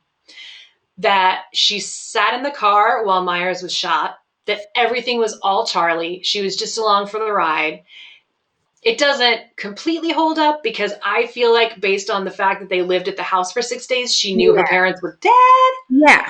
6 days, Um, and she put the note up, right? she put the note up, probably is the story. Oh, Um, and she was turning people away with yeah, the story. So, and again, so there's no way to actually know who did what. We right. know what happened. We don't know who was responsible for what piece of each terrible detail Because there's no because survivors, right? right, there's no survivors, there's no third person witnesses, and these two, no, none of their story matches up. Right. They're completely turned on each other. They're like, well, they did it. And they could be just making it up as they go. Like, They could also be making up a story. Yes, yeah, exactly. So Charlie Starkweather's trial was first. It was in May. The charge was one count of first degree murder while committing a robbery. So it's actually like two counts, but they only brought charges against him for Robert Jensen, which is one of the teenagers hmm, in the bunker. Yeah. So it's interesting. It's the only charge that they brought against both of them, actually, but that did carry capital punishment. So maybe it was like a time saver because maybe, it was so obvious. yeah. So they like didn't have to charge him for anything else. They could just, and the trial took a few weeks. I was gonna say, get the So prosecutor on the phone. right. So why this one? And yeah. So It might be maybe the families didn't want to sit through a trial. yeah, Especially yeah. like, I mean, And they would have had to go through all of it yeah, if they want to bring all the charges. And it's going to be overkill at that point because you can't kill him twice. right. So it's so obvious that he did it that his lawyers are trying to plead an insanity defense, which is the best they think that they can do. Right. Charlie was so adamant about avoiding the stigma of being thought insane Oh my on top god. of the stigma of being thought poor that he basically hamstrung their efforts to save him from the death penalty and was convicted in May of 1958 Was and sentenced to death? sentenced to death by the electric chair. Oh, that's a I rough know. one. I don't believe in the death penalty, No, so all of this is taken in that me vein, but neither. I wouldn't. it was the thing at the time. And interestingly enough, he had more control over his sentence than he knew because he crossed state lines and killed people in Nebraska and Wyoming. Mm-hmm. He was given a choice whether to be charged in Wyoming or Nebraska. Huh. And he picked Nebraska. I don't know why, but the governor of Wyoming was against the death penalty. Oh, geez. So if he had chosen Wyoming, he would not have gotten the chair. What a Or dork. he may have been sentenced, but the governor would like call 2 minutes before midnight and Right, right, post right. it for party. Yeah. Um, so he was executed via electric chair Oh. on June 25th, 1959. How old was he? 20. That's that's a problem. I know. I Yeah. know. I know. Oh, that is a And problem. they talk about a lot of people that are executed have mental disabilities. Like there are a lot of people who get executed who have some kind of like impairment. And he's so dumb. The thing about this one, I know we're not done, but the thing about this one that gets me too is like they were children. And so like I mean, I know what they did was monstrous and they Right. should spend the rest of their lives in prison, but I would be I don't think today you would get that same kind of, and I don't like, I do think they're dangerous. I don't know to what extent Carol is dangerous. I should say that. We don't know. Yeah. But Well, this is doesn't also ahead. no this is also at an interesting inflection point in American history because this is when the idea of a teenager starts to emerge in popular culture and in the Oh, larger culture. And um, this is kind of the start of the counterculture of the 60s. So Rebel Without a Cause right, is the beginning, and then Easy Rider, and then right. the Bonnie and Clyde movie. And there's beginning to be this idea, and now we know that people's brains aren't developed until they're 27. Yeah. So yeah, these people were not the people that they were going to be as adults. And Yeah. that's why I was like stopping myself because I was like, I think that they probably need, if not life in prison, some sort of, he's not okay. So he needed Right. some kind of treatment. I don't know that you could rehabilitate somebody who's so naturally violent. He seems to just have it in him. I don't know because I don't know. I just don't know how I feel about that. But I definitely feel like putting a 20-year-old to death is not the answer. That they needed to find some sort of symptom Right. Right. because like we saw with that serial killer I did in Charlie Brandt in Florida, like how he killed his mom and then only had like, the opposite end of the spectrum is he killed his mom, was only had like a year of mental health care and then went on to become a serial killer later, unbeknownst Yeah. to everybody else. So like there is, you do want to keep tabs on it, but like death penalty is to me, there has to be something in the middle, right? Right. Yeah, so he gets electrocuted. Awful His area. so we have his last words. Oh yeah, tell me. Um, he left a note to his dad No. saying, "But Dad, I'm not real sorry for what I did because for the first time, me and Carol have more fun." Yeah, there's something Yeah, not right with him. yeah. He And just doesn't. nobody's like, wait a minute, this is a child and something's wrong. I guess like sociopath, psychopath, kind of not realizing your actions. Yeah. So he is buried in the Wyuka Cemetery in Nebraska in a plot that his parents purchased there. Mm. And 5 of his victims are also buried there, including Clara and No. C. Lauer Ward. No. He was allowed to be in the same cemetery as all of them. Oh, I that's know. so gross. I know. And they're all on the tour.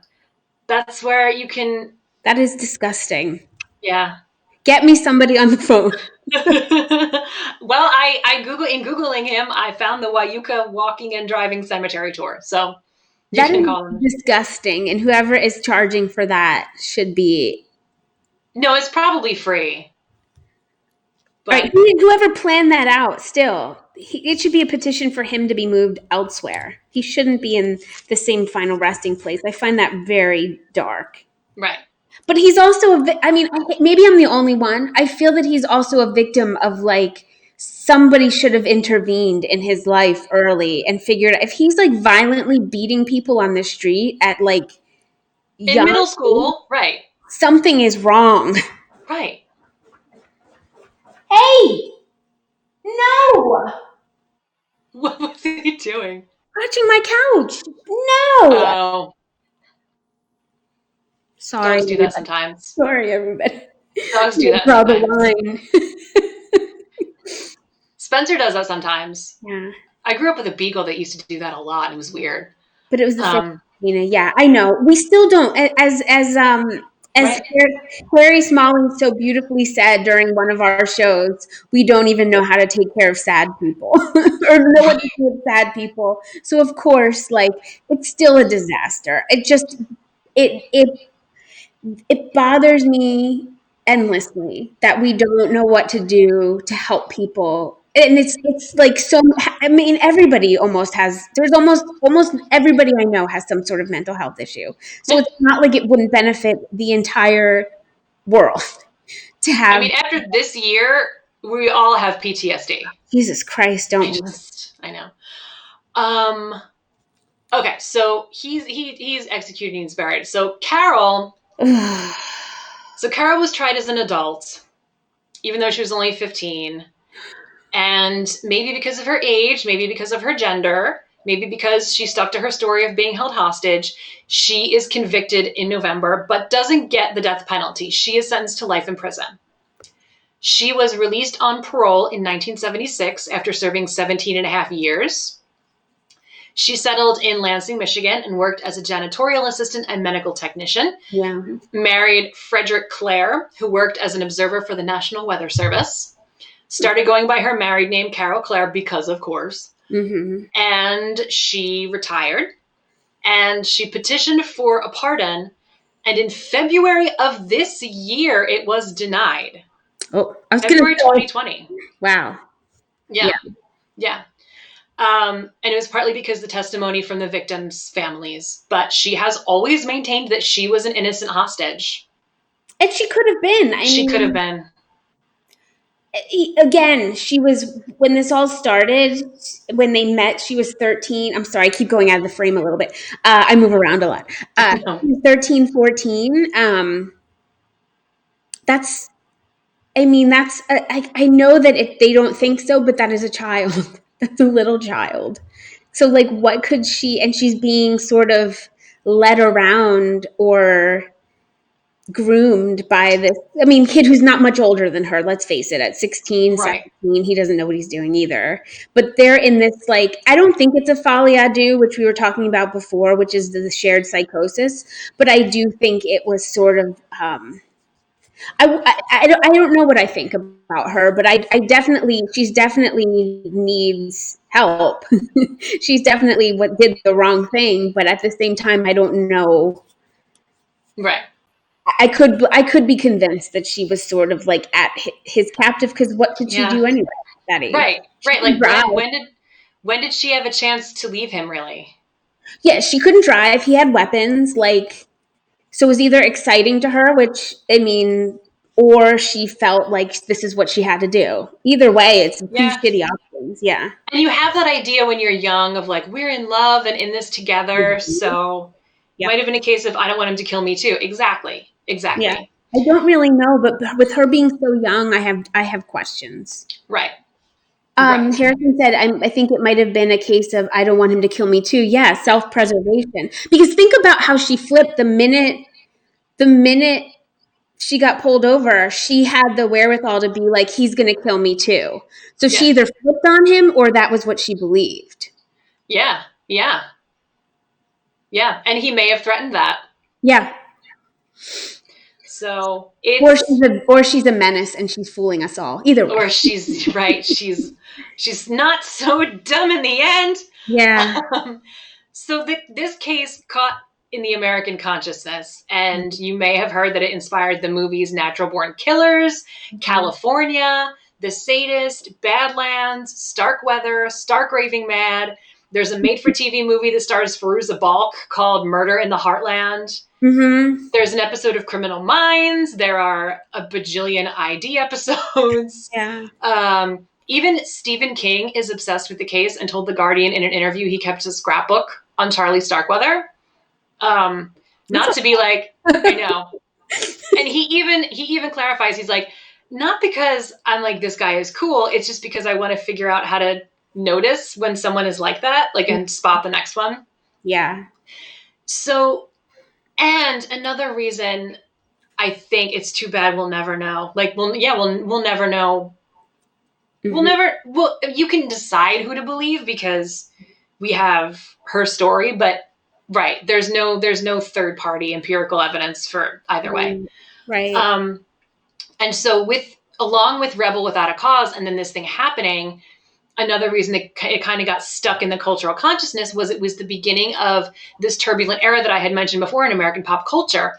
So a few years later, the movies like Bonnie and Clyde, Easy Rider come along, and they solidify the country's idea of the counterculture. Yeah. The rising of this counterculture, their fear of it, the idea of a youth rebellion, that we're shedding social mores, that, like, of course, these kids could do this murdering spree is like a sign of the rise of this counterculture that's going to take over. Which is actually, it's fascinating. There's a lot of discussion about that if you want to know more about that, because it's really, really interesting. In the podcast, You Must Remember This. It's the beginning of their section on Charles Manson. Okay. So there is a direct line between Rebel Without a Cause and then this killing spree and then the rise of the counterculture and how it caught in the consciousness, and then the Manson murders, which is said to be the end of the 60s. So it's like Harrison makes a good point. He says I do wish he would have gotten life or something, because maybe as he got older he would have been more forthcoming. Absolutely. Right. Or he could have been a dick forever. We don't know. But he was 20. You're dumb. Yeah. Right. So and I mean, it's not like he had a great track record before then. But yeah, it's sort of like this myth of the disillusionment of the young person, which I think is bigger in the imagination than it actually is. Like, yeah, like glorifying the teenage years and sort of like glamorizing, like you were talking about, like the 90s, like the Natural Born Killer, like those movies, the hyper violent. And I was a teenager then, so it was like, you know what I mean? Like the same concept. It's sort of like, these people are rebels, and I feel like they do. I don't fit in the cookie cutter. Like that's why, like in college, I was reading all the beat writers. Yeah. You know, that a lot of people get into like Jack Kerouac and Allen Ginsberg at that time, because that's when you're just like feeling a shift in your beliefs and thoughts and branching out. And so all that stuff seems like exciting. But then when you get to be old like me, you look back and you're like, oh no. Yeah. And so also here's a picture of him getting arrested.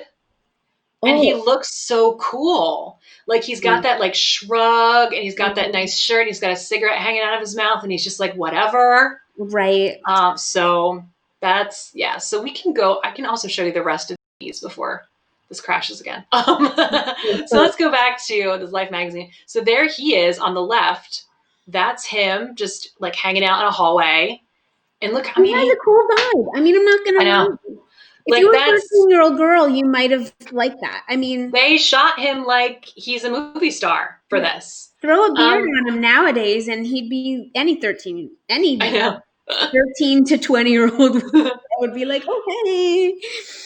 So on the right, that's a school that's closing during lockdown, and you can see on the far right there are men with guns protecting everyone. Hmm. That is. I gotta look at the teeny tiny caption. Oh yeah, so there's him, and so that's Carol in. Okay. Okay, so Oh, that's wow. that's him at his trial, and that's Carol in jail. Why is he bloody at his trial? Oh, is he? Oh, maybe it's not his trial. Hold on, let me That's look. being Let me squint arrested. at this caption. Um, That has to be getting arrested. no, he's walking into the state pen in Lincoln, so that must have been right after they Yeah, arrested because him. he felt bloody. I Yeah, was going to say, clean up for your trial, man. yeah, right. You're trying to save your life here. Um, those, I think that's it. Yeah, and then there's an ad for cherry pie. Mm. So, oh, let me update the stream before I turn that off. Good for you. Good go me. Okay. Yep. What does Harrison say? Thank you for covering this case. It's one of my favorites because as much as we know, there's so much we don't know. And as you pointed out, it was on the cusp of the youth movement. Yeah, like that whole thing. I recommend if you haven't listened to the You Must Remember This series on Charles Manson, it's so good. It's Is so it because good. I don't like Charles Manson? I don't like that story, so I like actively avoid. I don't know what it bothers me about it, but something bothers me, and so Yeah. I never, and I think he was just such a piece of shit.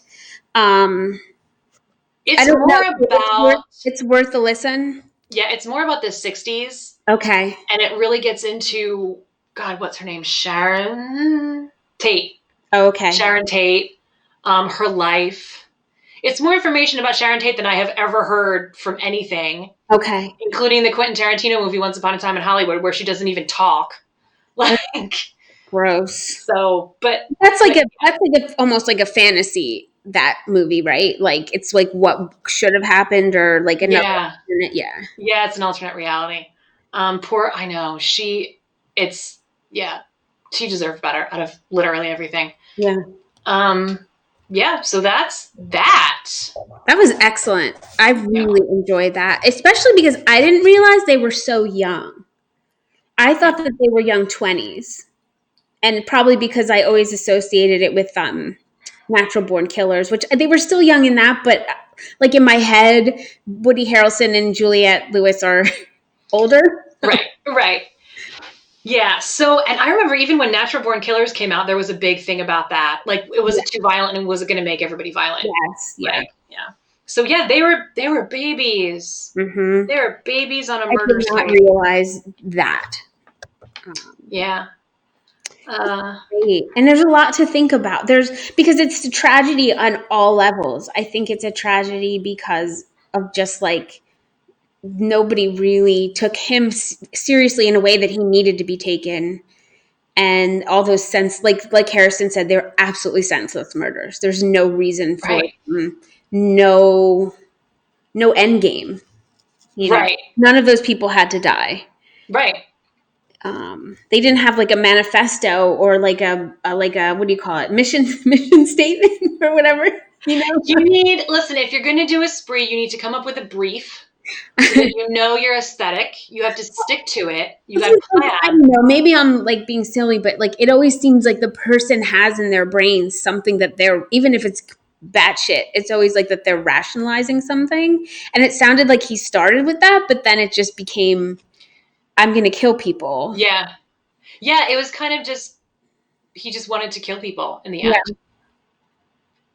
And I So mean, I guess, yeah. So I mean, he was definitely like a psychopath or whatever, but I want to look up how old Bonnie and Clyde were now. yeah, I'm Because curious. I feel like they were older, but I don't know.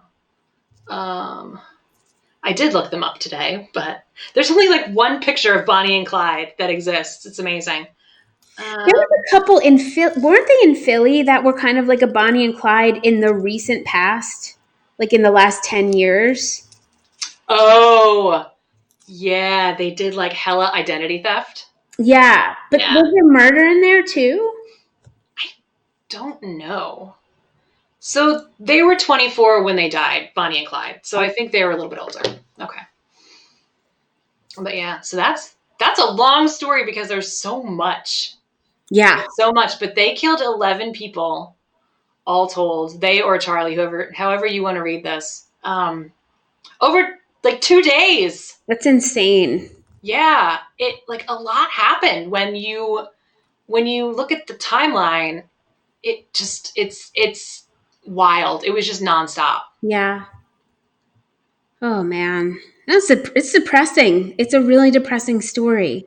Yeah, yeah. When you're in it, it's like what, and then when you're done, it's I feel like icky. yeah, I feel sad. All of yeah, these make me sad. I guess that's the point, right? yeah. So what are you gonna do to decompress now? Well, I know this doesn't sound like decompressing, but I'm going to grade papers, and I know that that sounds like the opposite. But if I get them done, so I have a what's called a B class. It's a class that start a late start class, which started at the end of October. So everything they do is um, like they're doing an assignment the rest of my students have done months ago, so I have to catch up on what they're doing. And anyway, so if I don't grade them now, I will be backed up when I start to get final papers. So I just want to stay, if I can finish them, and I don't know how many people handed them in, but sometimes a lot of people don't actually do the work. But there can't be any more than like 20. So if I can get those done, then I will be caught up and I'll feel really good. So Just I give know them all C that's, pluses. but it's like helping self care, helping stay on track. Yeah, just give them all C pluses and call it a night. Well, you know what? On their first two papers, I don't grade them because I'm learning. I Ah, don't know a lot. I don't know a lot about it, but I'm learning about grade inequity, which is like that you're sometimes people are getting grades for access. So, and because we're in this area now where, I don't know what people's situations are at home, childcare, family care, essential working, all that. right, The first two paper, I give them feedback and I give them a numbered score 0 to 4 that just lets them know how they're doing, and then I give them feedback, and then their final paper is graded. And I feel like that, and hopefully the first two papers, by not having to worry about a grade, they can just focus in on like how to improve and not worry about access right. like that. But I felt like I had to give them a final grade because otherwise how am I going to give them a grade, like, because the college still you have to give grades. Yeah, I can't give no grade, so I have to give a grade. So I felt like, well, if the first two papers were just based upon helping them and giving them feedback to help them be better, then I feel better about giving them a final grade, yeah. if that makes sense. Have you listened to the Happiness Lab yet? I haven't. Whenever something's happy, I'm such a shithead. When something has happiness in it, I'm like, ugh. No, it's not that. It's not that. Okay. It's actually about how things that we do to be happy end up making us less happy. Right. It's kind of like ways to trick your brain into actually being happy. Oh, okay. But the last episode of the first season is all about how grades should be abolished. Yeah. Because you're not, it's a really good point in that you're not really grading. The grade is, how do I want to say it? Arbitrary. It depends on, like, even if you use a rubric, it depends on like how many did you read that night? um how many, like, what have other people in the class done? And as much as you want to say as a professor or a teacher, I am being completely fair, I don't know what their situation is. I don't know if they have, like, they might have borrowed a college laptop, but maybe they have Wi-Fi and maybe everyone in their house is using Wi-Fi at the same time. Or maybe they don't have, maybe they're using a hotspot, or like, I don't know. Or maybe they're an essential worker and they're constantly working now because their Yep. family's like, you know what, you're not in physical school, so go to work. Like, I Yep. don't know the situation. Or now they have to be a caretaker because they're not at work, or whatever the Right. situation is. So Or childcares are closed. So mhm, yeah, right, mhm. exactly. My son is home, virtual learning. He's not self-sufficient. I wish he was, he's not. He talks to me all day about Pokemon, Hmm. and he always wants to give me a hug, and he just wants to talk to me all day when he's not online. So like, it's, if I was being graded, I don't know that my grade would be good. So Yeah. it's like giving people who might not have the opportunity, it takes somebody, it also, like, it takes somebody who might not have opportunities, especially people of color who, like, there is a disparity for my students of color, Oh, where, what's that? because their schools are way usually more underfunded in neighborhoods that are because school should not be funded by tax dollars. But Your that being education said, should it's not. also I have a lot of poor white students as well, and so Right. like it's my socio. I don't want to say poor, but you know what I mean, economically disadvantaged students. It puts them at a disadvantage, and it also makes people worry about a grade when the grade is not what you should. You should be worried about proficiency, not Right. the arbitrary grade you're getting on it. Because I know people who will just they're like, if you worked on it, you get a B. Yeah. And I'm like, so it doesn't like, so why am I killing myself giving Right. grades when you're Right. just giving a B to everybody? Right. Like, it doesn't Right. mean anything. And So it's not an indication of what they're taking from the class. Like you said, proficiencies are a better yes, judge. yeah. So I want there to be my students. I can't tell if they like it or not, but I want them in the first 2/3 of the class to feel like they have the freedom to get feedback from me so that they can be better and not be so focused on a grade, which Yeah. You should listen to the Happiness Lab episode. I will It's so listen to funny. about that because I'm really interested in grade inequity, but I don't know a lot about it. But I wanted to learn it because we had somebody come to speak with us about access and like not covert racism. I don't know what you want to call it, but being like fairness in education and all of those things. And grade inequity was in there, and a lot of people were like, ugh, like not really hearing it, but for me, it really resonated with me. Yeah. Yeah. Cool. Well, So I mean, the episode is more about the psychology of getting a grade versus not getting a grade. I It think doesn't go it's into that. yeah, because But it's a reward you're looking for, and you're right, not really looking for.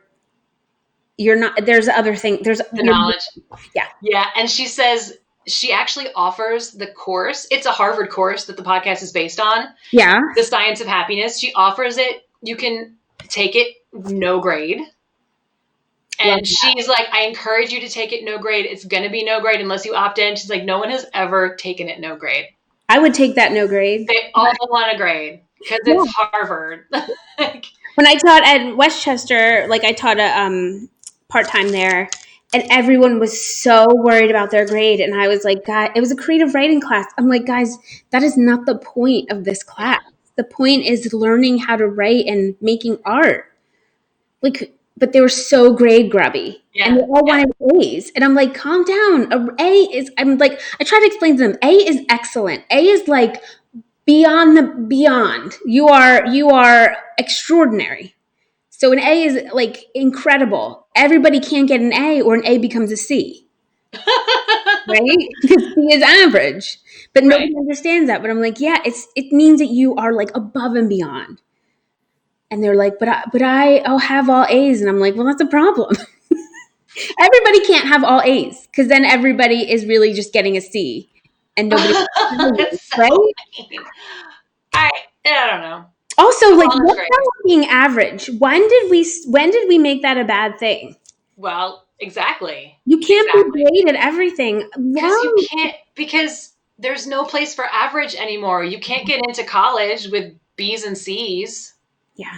You can't like it, and it sucks and it's not fair. And there should be a place for people of every skill level. Well, yeah. But it like that's not. It's so unfair. The I system know it's not. is I so know unfair. it's not like a teacher's. It should. I shouldn't. As a teacher, I shouldn't say this. But like, bring back average. Average is great. I think average is beautiful. It means that you. I think you're more well-rounded. Yeah. Nothing wrong with it. Yeah. Get average grades in high school. Go to a community college. Save your freaking money. Yo. Find I feel that. and do great in the subjects you love, and the rest of them be average. Who the fuck cares? Yeah, it's our societal need for like a cookie and a grade and a recognition. You need to do, and this is a lesson that I learned myself because I was in a creative profession for 15 years. My hobbies were all my job. Mm-hmm. And so I finally learned that I needed to have something that I don't make money at, that I just do because I like it. Yep. And that's not how our society operates. No. It's always like monetize your hobby, sell it on Etsy, put it on Fiverr. And you don't have to do that. You don't have to do that. And then, Put it on Twitch and ask for subscriptions. hey, but Did you know you can subscribe for free with Amazon Prime? but we want this to be our job. But yeah, no, it's true though. It's very, very true. Like this whole like you have to be special. No, like just it's okay to just be a collective part of good. Yeah.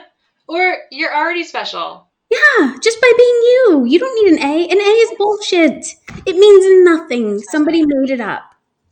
Means absolutely Nothing. nothing. Was that Etsy a crack? No. Never. No, not at all. Because you know what? You have to live. You Right. need money to live. If you can monetize things, that's great. We have to work to death to live so that we can buy things, so that we can send our kids to school, so we can teach them to work to live. It's just a disgusting circle. Yeah. But just everyone watching, I encourage you to make sure that there is something in your life that you do just because you like it. Mm-hmm. Not because, and this is a lesson I'm screaming at myself to a year ago. A terrible cycle. Yo, I know. I'm a freelancer now too. Just do something for itself and not for what you can get out of it. Improv. You'll never make a living on him. A world-class living on improv. Oh my God, I have to tell you the story Yeah. that I heard. So I picked up a new freelance gig, and the guy was telling me, because I mentioned I do improv, and he's like, "Oh, that's so funny, because I was trying to fill a spot in a morning show. There was a guy, and we were looking for like a female counterpart, and we were going through people, and no one was good. And one day he said to me, 'I found her. Come out to this improv theater on Friday and watch her perform with her house team.' And they loved her. She was great on the show. They hired her. She did mornings at this radio station after she was plucked off an improv stage. And then she got recruited to go to like Los Angeles. Damn it. But see, that's so rare. That's so rare. And this is in like Lexington, Kentucky, which is absolutely nowhere. Yeah. So apologies to Lexington.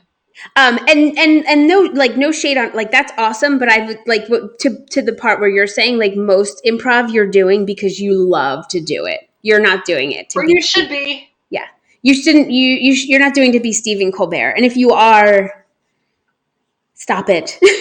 You know how rare and hard it is to be that. Exactly. It's very because you like it. Yeah. Because the trophies are not rewarding when you get them.